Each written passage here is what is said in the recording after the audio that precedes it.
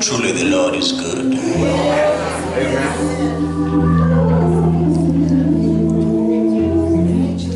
Even when we don't think so.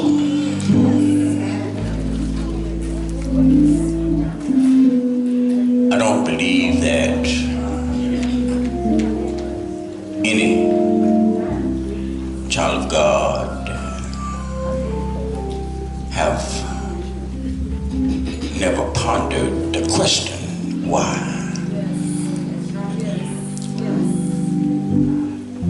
Simply because there are situations and circumstances in all of our lives that we don't understand.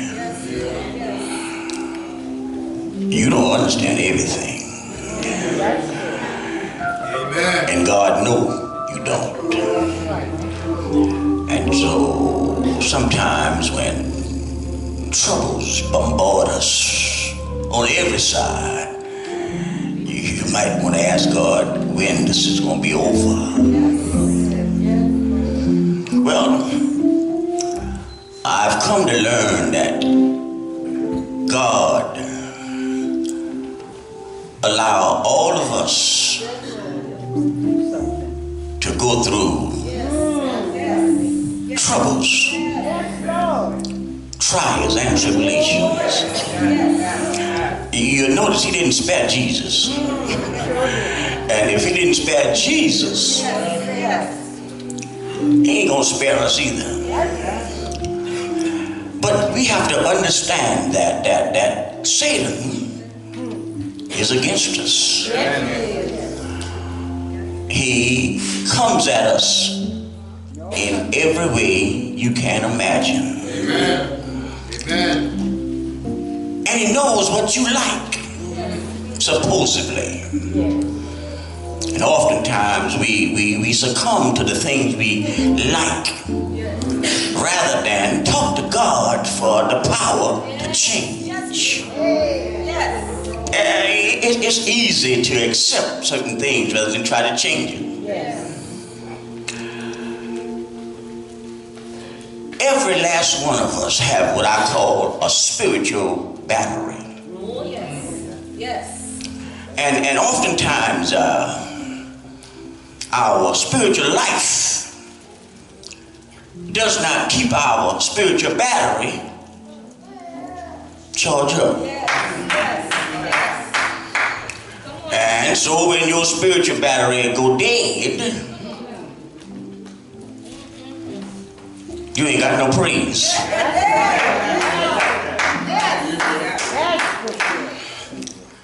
Well, let me see how natural I can get.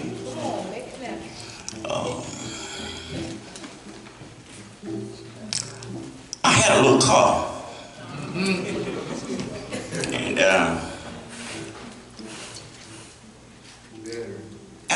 every night seemed like somehow or another something was wrong with that car, and something would stay on. And get up in the morning and try to crank that thing and it'd be dead. Crank it up, you put a little charge on it, jump right back, start again. Anytime that your battery go dead, something is wrong on the inside. Yes. Okay, listen. Just because your battery is dead don't mean you're going to have a heart trouble. Okay, once you charge the battery, everything working. Well, God expects us to do certain things to keep our battery charged up. Listen, it may sound a little off to you, but it takes a strong prayer life to keep moving forward in this so evil world.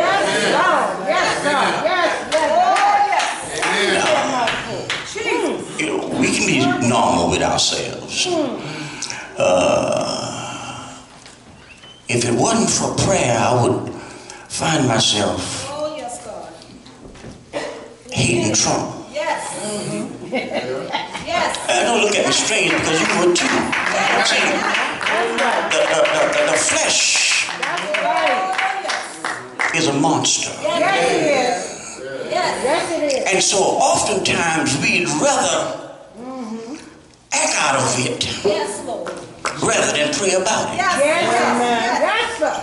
Now, the devil knows certain things. He don't know everything, but he knows a lot of things. Now, the devil was watching Jesus.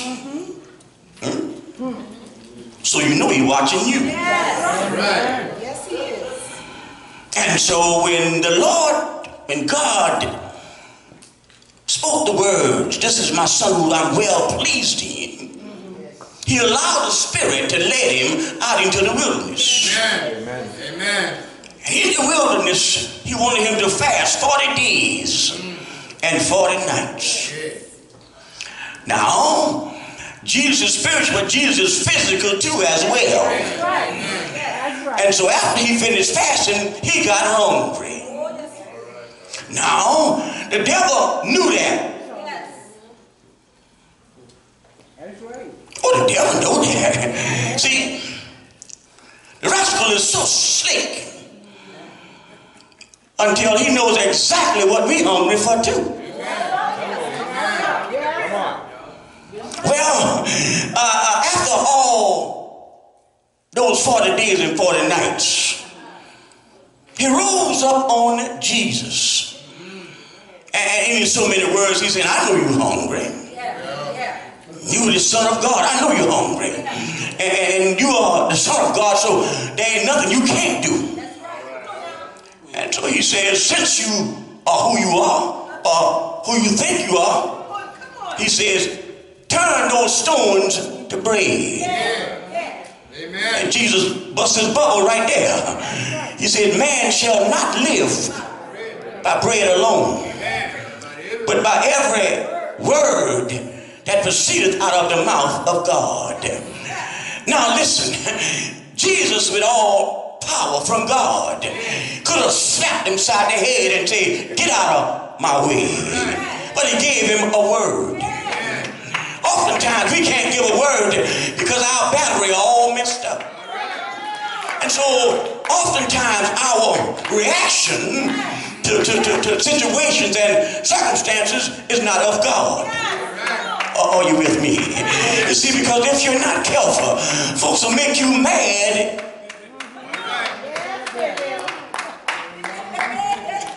All right. Amen. Even in the church. And so listen, Satan knows that our first response is to our flesh. He knows how much you love your flesh. He knows how much you love your feelings. And so sometimes people hurt your feelings in the church. And you want to actually destroy them if you act out of your flesh. You see, because the devil knows how attached you are to that thing we call flesh. Now look at here. Don't look at me strange, because I ain't just talking to you.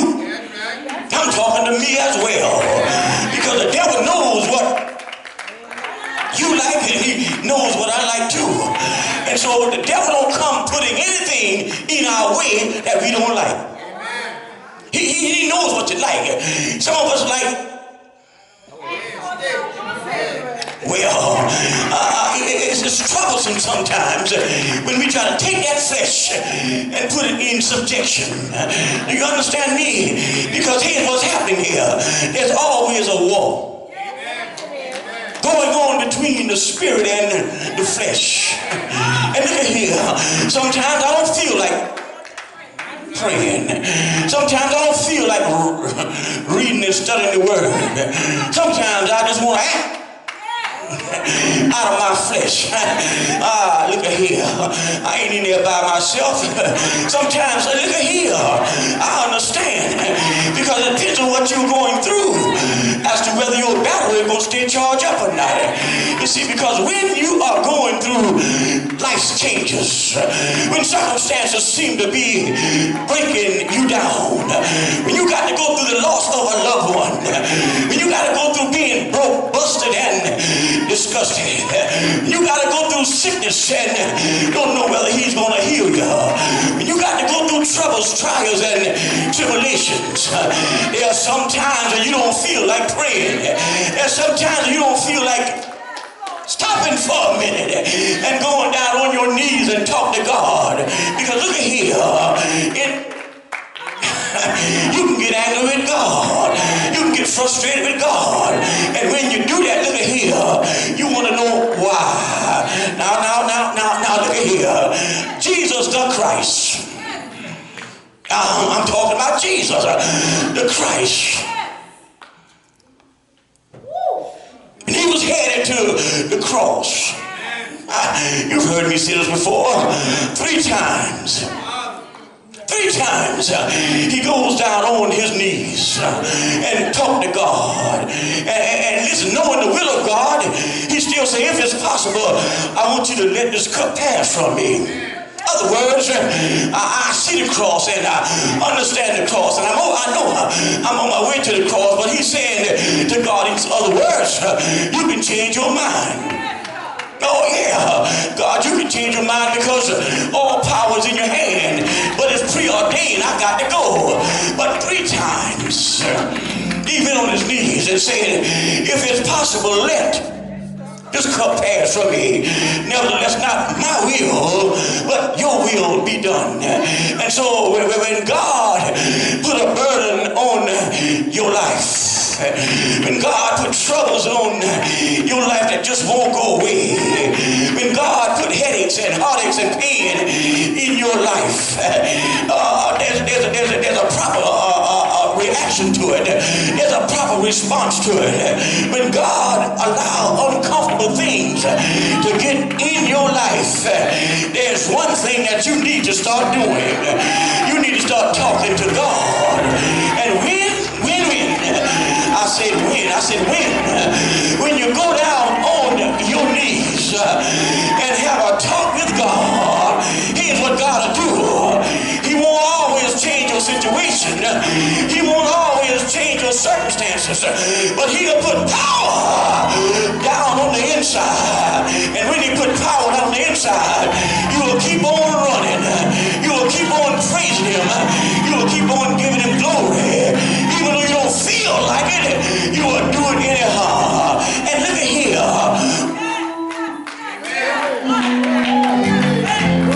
Now listen, I heard somebody say that I don't quit. I don't give up. I keep right on fighting. I keep fighting anyhow. Why? Because God will change situations and circumstances if you really mean it. You see, you can't have a hanky-panky prayer life. No. When you go down and talk to God, you got to be serious. You got to be serious. You got to take everything out of your mind. You got to focus on God. And look at here. I'm so glad that God. Well, listen.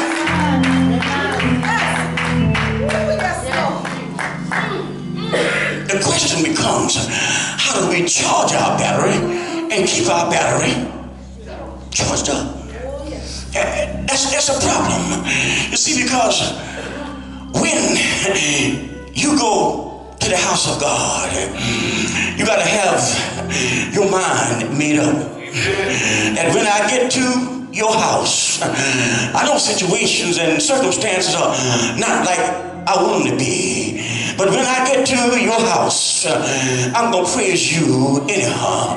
Why? Because when I go to the house of God, when I go to the house of prayer, I come to praise God. I ain't got time to get mad with nobody. I ain't got time to act out of my flesh, no. Because when I come to the house of God, I want to give God some glory. And look at here, when I give God some glory, he'll put power down on the inside. When I give God some glory, he don't have to make everything all right. I know everything all right. And so when you got a full battery, I said, when you got a full battery, you can run and not be weary.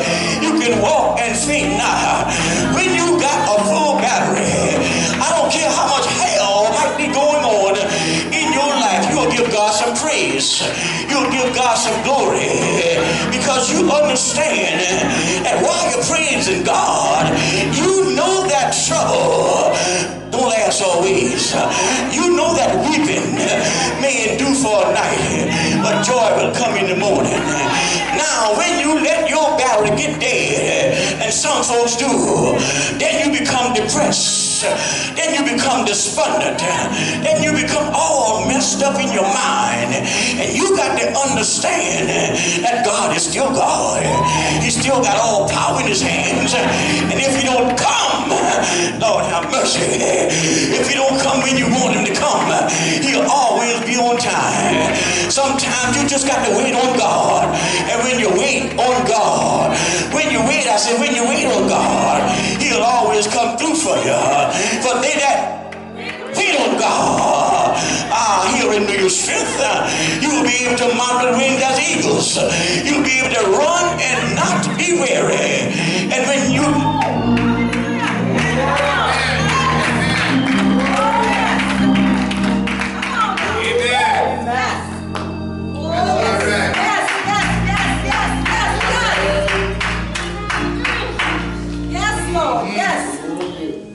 Let me give you 3 more points.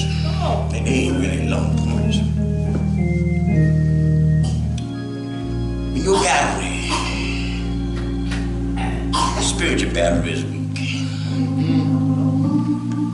it lets you know that, first of all, you need a strong prayer life. Secondly, you need a word from God. He got a word for you. The easiest thing is to remember what he says. And that you can always depend on his word. My word ain't all that good. Mine might fail. See, I can promise you this tomorrow, but I might not be here tomorrow. So you can promise, I'm going to do it tomorrow. But I won't say you're going to be here tomorrow. See, when God promised, he said, before my word fail, heaven and earth will pass away. Amen. So we have to have a word and listen. The next thing is you've got to have worship. Amen. Amen. A lot of friends do that. I don't go to no church. Well, that's all right.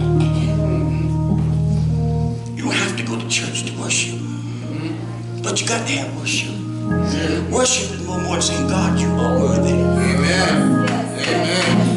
Of my praise. I don't have to be in here to worship, but I got to worship. Amen. I got to acknowledge who he is. Yes. I got to acknowledge what he can do and what he will do based on his word. And the last point, which is a simple point that you ain't gonna believe, you need fellowship. Yes. Amen. Yes. Amen. And a lot of people think you don't need fellowship. You need fellowship. Yes. I mean, when I say fellowship, I'm talking about with the saints. Yes. Yes. Amen.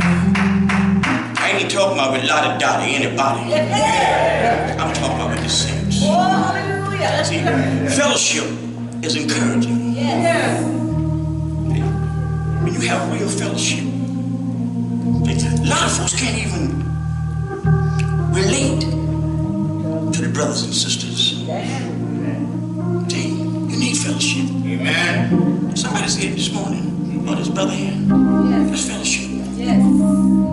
You know, fellowship helps us to get from point A to point B sometimes. Amen. Yes. Listen, the Bible lets us know that we are interdependent. Yes. on one another. You know what he says in his word? He said, my disciples will be known by the love they have one for another. Can't be a follower, can't be a disciple of Christ and don't love the brothers and the sisters. All right. The Bible says, how can two walk together Hey, unless they agree? there you go. See, when you can't agree, something wrong with somebody. There you go. Now, let me tell you why there's so much disagreement. Because there's more than one spirit. All right. That's right. There's more than one spirit. There's the Holy Spirit, and there's the world spirit. All right. You can't have both. That's right. No man can serve two masters. Amen. Love one, hate the other. Cling to one and despise the other. You can't serve two masters. Amen. And so, listen, you know, one thing that we can never fool, that is God and ourselves. There you go. You can fool people, There you go. but you can't fool God, And you can't fool yourself. and you can never fool yourself. That's for sure. And if you don't believe it, ask yourself sometime why you feel so miserable. It means sick. That's right. And you don't have to be sick, physically sick, to feel miserable. I promise you that when your spirit is messed up, That's right. everything is messed up. Oh yeah. I know. You know, don't let nobody fool you. All of a sudden been there. I know. Amen. You think, hey, for 1 minute you think right all the time, you don't think right all the time. Neither you think right all the time, you don't act right all the time. All right. Because if you did all the time, people think you're a real Christian.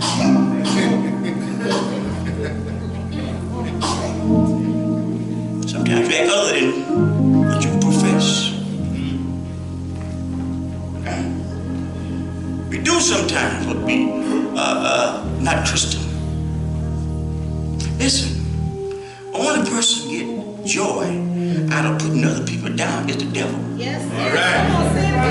Amen. No child of God gets joy out of putting people down. You ain't gotta. Amen. Well, listen. If you can't find something good to say about somebody, don't say nothing. Don't say nothing. I don't have to agree with you to know that there's some good in you. If folks ask you about somebody, because that means they want to hear you say something negative about them. All right. My thing is, well, you know, but they got some good in them. If you ain't got no good in you, something really, really wrong with you. Now listen, I ain't making this up. When your battery goes dead, it'll make you act just like you don't know God. It'll make you act like a fool. It will. Now, Jesus makes a statement that nobody can live by bread alone. Well then, it means that, you know, when he said bread, it's talking about eating food. See, that's what he's talking about, food. See, some people think they can just eat off food, live off food. That's all you do is eat food. 24/7 food. But see, you got a spirit too. You got a flesh, yeah, which we love. But you got a spirit. And you got a mind. And now watch. When the flesh is messed up, it'll mess the mind up. You with me? When the spirit is right, it'll regulate both of them. You get that spiritual part right. It'll help the rest of them get in line. In other words, the spirit got to lead. Amen. Anybody who's led by the flesh, something wrong with them. to put the spirit in subjection. And the spirit's supposed to put the flesh and the mind in subjection. Amen. Amen. That's what Jesus is preaching right here. Man don't live by bread alone, but by every word. We get away from the word of God. You don't like the word of God. You don't have this many people in Bible study. And if you don't come here, you ought to go somewhere and get into the word. So that when the word gets in you, you can use the word as your guide. Amen. You can't sing no devil away. You gotta have a word. You gotta have some word to tell the devil, because when the devil comes, he comes with all kind of tricks. You ain't got a word. Like Jesus had a word for him. Ain't in his first temptation, he came up with more temptation. Every time he comes, Jesus gave him a word. What will you do? See, ask the question. What will you do? See, you ain't telling me the devil don't aggravate you every day. And if he don't aggravate you, that means he already got you. That's right. I know that's right. See, he aggravates me daily. All day long. Now, do I win every battle? No. See? And you ain't gonna win every one neither. All right. But you know how to pray. That's right. You know how to go back to God. If you don't go back to God, he'll keep you.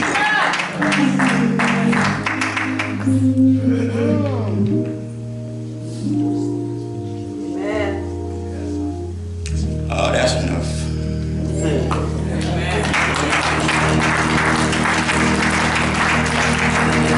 Jesus, you're the center of my joy.